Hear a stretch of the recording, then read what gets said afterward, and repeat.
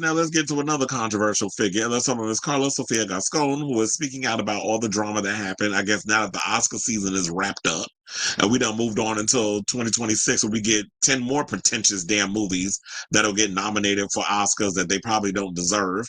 Karla's speaking out about, you know, all the drama that's been going on, especially with those infamous tweets. So, in a statement, the actress who deleted her Twitter account in late January amid the controversy stated that she's committed to learning and doing better, while opening up about how much the backlash impacted her mental health, saying, "I would have liked to experience it more normally, from the happiness of being nominated, of celebrating as I am now, full of love, a person who puts her soul and her being into her work and who gives herself to others." Well, girl, how you going to say you want to accept this, you want to feel that or experience it when you even read the Oscars and you got nominated for one? Remember, they was talking about how woke they were, and was talking about the whole diverse thing. But I'm like, sis, you were part of that diverse cabinet. But I guess at the end of the day, when you're from Spain and you're white presenting, that's what they see before they see the trans part. That is like, you are a minority. You're a trans woman from another country who got this big propagation because of the Oscars. The Academy also want to nominate one of the worst movies, in my opinion, with 13 nominations. Because Emilia Perez, I'm sorry, did not deserve 13. I'm gonna keep saying it. One of us don't understand. It baffles me how they were nominated for 13 damn Oscars. So she said, so then they said the actress apologized again to all that she offended at any point in my life and throughout my journey, while emphasizing her commitment to continuing to learn and listen so as to not make the same mistakes in the future. Now, in an effort to offer context but not excuses for the tweets, Gascon said that hurtful things she said and did came from fear, from my own ignorance, from my own pain. Well, that's usually where stuff comes from. It's like you either ignorant or hurt people hurt people. I'm saying that all the time. So when you've been hurt in life, you want to inflict that on other people. And she was inflicting a lot of that in her damn tweets. The anti-Muslim comments that she was making, the reads and the shade that she was throwing at the academy. And then, of course, when you got in those rooms, you forgot to delete those tweets until you were exposed in an article. Now, coming to face with prejudices and bigotry in her own life as a transgender woman, Gascon said that sometimes we put on a shield to protect ourselves so that harm does not reach our hearts, our skin, or our souls. I have my own armor too, like anyone else. It's not pretty, but it has saved my life a couple of times. At the same time, though, she argued that shield can become cold and hard on the outside and could also hurt those around you. She said, "This is what happened to me," emphasizing that it never her intent to hurt, nor is it what's in her heart. Even as Emilia Perez's role was to effort to fight for the rights of the most disadvantaged. I thought it was going to say disenfranchised. With Gascon explaining that in the film, she was defending and reflecting the life of a trans woman trapped in the worst possible place, the body of a criminal immersed with an extreme patriarchy. So you will always find me on the opposite side of fanaticism, imposition, patriarchy, fascism, dictatorship, terror, abuse, and irrationality.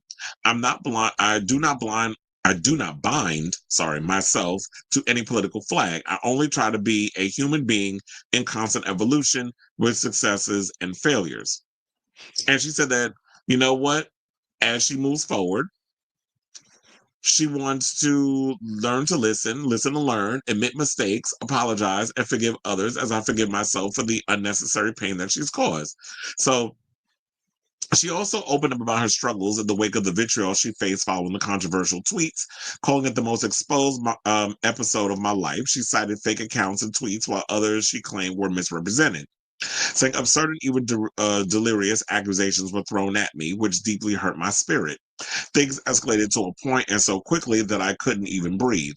She also said that throughout the unexpected, devastating storm of controversy, there were times for her when the pain had been so overwhelming, she contemplated the unthinkable, and I'm sure you can read between the lines of what she meant by that.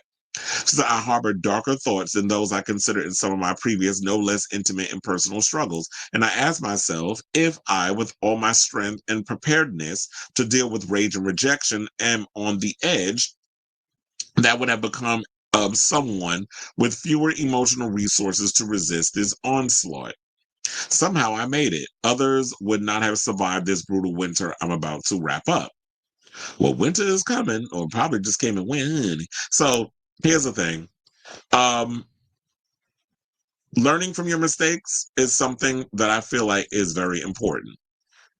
She was saying all this before people even know who the hell she was, not excusing the behavior. But this is why I always say, when y'all say stuff, you got to be careful with what you put on social media, because the stuff can come back to haunt you. And we are in a time where people dig into the things that you've said and done, and they like to throw it back in your face. You have to be very mindful of what you're going to put on social media, because this stuff lives on forever once you put it out in the universe, especially like if it's on in digital print. I'm hoping that she'll be able to walk the walk and talk the talk, and that she'll be able to listen and learn and realize that, you know what, I am human. I make mistakes. Sometimes I'm not going to get it right. And that is something that we need to learn to do. I feel like in situations is that have a conversation, really try to understand each other in some certain ways. And then somebody confronts you on something, saying, you know what, that's not right. You can't be out here saying those things. What you're saying is incorrect. And this is why. And if you're willing to be open to the conversation, I'll have it with you, where you're actually willing to listen and learn and not be arrogant and think you know every damn thing. Because some people who are highly intelligent, they get like that, where it's like they think they know every damn thing, and then there's no getting through to them. And okay, it's like, if you're going to get like that, then I'm not going to sit up in here and waste my time and energy on trying to actually show you a different side of what you're saying and why it's incorrect. So I'm glad that she didn't go and do the unthinkable, because I know, like, I wouldn't know what it's like to have to receive a lot of vitriol all at once from so many different people on social media because of something that you said. And then there will be some people that will take what you say out of context, because all they did was read a headline or whatever the case is. And then so with that, they're like, okay, I'm going to just run with this. I'm going to just go in and let have, because I don't have no ties to this lady. But because she said these certain things, I'm going to call all kinds of B's. I'm going to use transphobic slurs. I'm going to say all kinds of stuff until I can just twist the knife until it scrapes against the bone. Fuck the flesh. We're trying to get to the bone. Trying to, get beyond the white meat. So I'm glad that she's actually, learned her lesson. And then she'll just learn to have to keep this stuff off social media in the future. Just go and make your movie, sis. So I say all this to say, what do you guys think of this story in regards to Karla speaking out about the backlash that she received over her past tweets that came back to haunt her because of all this buzz, industry buzz, award season buzz that the movie Emilia Perez was getting? So let me know what you guys think of this story in the comments down below.